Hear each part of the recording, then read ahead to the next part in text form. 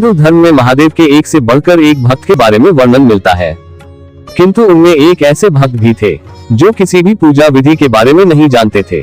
उन्होंने हर वो चीज की जो शास्त्र विरुद्ध है और जिसे पाप माना जाता है, किंतु फिर भी महादेव ने उन्हें दर्शन दिए। तो इस बात से ये सिद्ध होता है कि महादेव जीवन अपने भक्तों का भाव देखते हैं, पूजा विधि नहीं। इनके उस भक्त का नाम था कन्नप्पा। इनके जन्म के विषय में कई कथाएं प्रचलित है। मूल रूप से ये एक तमिल भील परिवार में जन्मे। इनके पिता का नाम राजा नाग एवं माता का नाम उदुपुरा था। दक्षिण भारत, विशेष रूप से तमिलनाडु में इनकी बड़ी महत्ता है। ये उन 63 तमिल संतों में से एक है जिन्हें नयनार कहा जाता है। इनकी पत्नी का नाम नीला बताया गया है। ये एक व्याध थे जो शिकार कर अपना पालन पोषण करते थे। इनके जन्म के विषय में मान्यता है कि द्वापर युग में जब महादेव ने पांडुपुत्र अर्जुन की परीक्षा लेकर उन्हें पाशुपतास्त्र प्रदान किया, तब अर्जुन ने उनसे प्रार्थना की कि वे अगले जन्म में उनके महान भक्त बने। भगवान शंकर ने उन्हें ये आशीर्वाद दे दिया। कलियुग में अर्जुन ही कन्नप्पा के रूप में जन्मे और महादेव के अनन्य भक्त बने। एक बार कन्नप्पा आखेट करते करते बहुत दूर जंगल में निकल गए। वहां उन्हें एक अत्यंत ही प्राचीन और जीर्ण मंदिर दिखा। जब वे उस मंदिर के अंदर पहुंचे तो उन्हें एक दिव्य शिवलिंग के दर्शन हुए। उसके दर्शनों से ही कन्नप्पा के मन में शिव भक्ति का संचार हो गया। उन्होंने तुरंत ही उस मंदिर को साफ किया। उनके मन में उस शिवलिंग की पूजा करने का विचार आया, पर उन्हें शिव पूजा के बारे में कुछ पता नहीं था। तब उन्होंने सोचा कि महादेव को कुछ खाने और पीने को ही दे दिया जाए। ये सोचकर वे जंगल गए और एक शूकर का शिकार किया। उसे काटकर वे उसका मांस एक पत्तल में लेकर चले। दूसरे हाथ में उन्होंने एक पात्र में मधुमक्खियों के छत्ते से कुछ मधु इकट्ठा कर लिया। जल के लिए कोई और उपाय ना दिखा तो उन्होंने अपने मुंह में ही जल भर लिया। वे वो सामान लेकर मंदिर आए तो देखा कि शिवलिंग पर कुछ सूखे पत्ते टूटकर गिर गए हैं। उन्होंने अपने पैर से शिवलिंग से पत्ते हटाए। मुख में रखे जल से कुल्ला कर उन्होंने महादेव का अभिषेक किया। फिर उन्हें भोग के रूप में मांस और शहद अर्पण किया।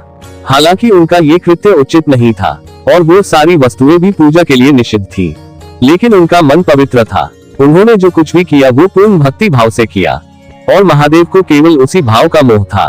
उन्होंने प्रसन्न मन से उसका प्रसाद स्वीकार कर लिया। अब तो ये कन्नप्पा का रोज का कार्य हो गया। वो प्रतिदिन उसी प्रकार पैरों से पत्ते साफ कर मुंह के कुल्ले से शिवलिंग का अभिषेक कर उन्हें मांस और शहद अर्पण करने लगा।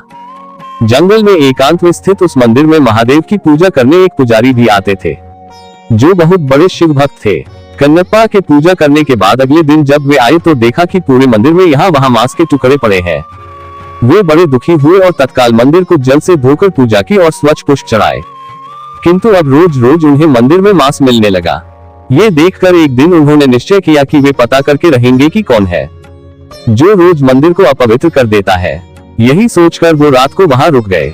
रोज की भांति कन्नप्पा वहां आए और उन्होंने पैर से पुजारी द्वारा शिवलिंग पर चढ़े पुष्प हटाए, कुल्ले से उनके अभिषेक किया और फिर शिवलिंग पर मांस और मधु चढ़ाया। पुजारी मंदिर के एक कोने से छिपकर ये सब देख रहे थे। उन्हें ये देखकर बड़ा क्रोध आ रहा था। वे ये तो समझ गए कि कन्नप्पा ऐसा केवल भक्ति के कारण कर रहे थे, जानबूझकर नहीं, किंतु फिर भी उन्हें उसका कार्य बड़ा घृणित लगा। उसी समय उनके मन में विचार आया कि मैं इतने समय से शुद्ध चीजों से महादेव की पूजा करता हूँ, फिर भी मुझे उनके दर्शन नहीं हुए। फिर भला इस घृणित पद्धति से पूजा करने वाले से भला महादेव कैसे प्रसन्न हो सकते हैं। वे पुजारी भी महादेव के भक्त थे, इसीलिए अपने भक्त का अभिमान भंग करने के लिए उन्होंने एक लीला रची। कन्नप्पा ने देखा कि अचानक शिवलिंग के एक आंख से रक्त बहने लगा है। अपने आराध्य की ऐसी दशा देखकर वो अत्यंत दुखी हुआ। उसने पास पड़ी जड़ी बूटियों को शिवलिंग के नेत्र पर लगाया, किंतु रक्त का बहना नहीं रुका। उसे समझ नहीं आया कि क्या करना है। उधर छिपकर सब देख रहे उन पुजारी को भी कुछ समझ नहीं आया। उन्हें लगा कि अवश्य ही कन्नप्पा के इस कृत्य से महादेव अप्रसन्न हो गए हैं और उनके नेत्रों से रक्त बह रहा है। उधर कन्नप्पा मारे दुख के रोने लगे। तभी उन्होंने सोचा कि यदि मैं अपनी एक आंख इस पर लगा दूं तो शायद रक्त का बहना रुक जाए। ये सोचकर उन्होंने अपने एक बाण से अपना एक आंख निकला और शिवलिंग के नेत्र पर रख दिया। इससे रक्त बहना बंद हो गया। कन्नप्पा की प्रसन्नता का ठिकाना ना रहा। तभी शिवलिंग के दूसरे नेत्र से रक्त निकलने लगा। अब तो कन्नप्पा को इसका उपचार मिल चुका था, इसीलिए उसने अपने दूसरे नेत्र भी निकालने का निश्चय किया।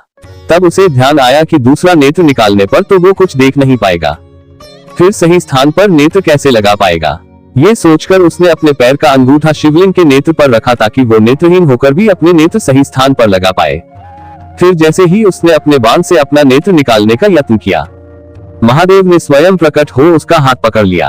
अपने आराध्य के दर्शन होते ही कन्नप्पा उनके चरणों में गिर पड़ा। महादेव ने उसके दोनों नेत्र ठीक कर दिए। तब बाहर छिपकर सब देख रहे ब्राह्मण भी अंदर आकर महादेव के चरणों में गिर पड़े। उन्होंने कहा, हे महादेव, मेरे मन में अहंकार आ गया था कि मैं आपका सबसे बड़ा भक्त हूँ, किंतु आज कन्नप्पा ने मेरा ये अभिमान तोड़ दिया। इनके कारण ही मुझे आज आपके दर्शनों का सौभाग्य मिला है। आज मुझे समझ आ गया कि आपको केवल भाव से ही प्राप्त किया जा सकता है, किसी पूजा पद्धति से नहीं। तब महादेव ने दोनों को आशीर्वाद दिया और अंतर्धान हो गए। वर्तमान में आंध्र प्रदेश के तिरुपति जिले के कालहस्ती नामक जगह पर महादेव का वही शिवलिंग श्रीकालहस्ती लिंगेश्वर महादेव के नाम से स्थापित है।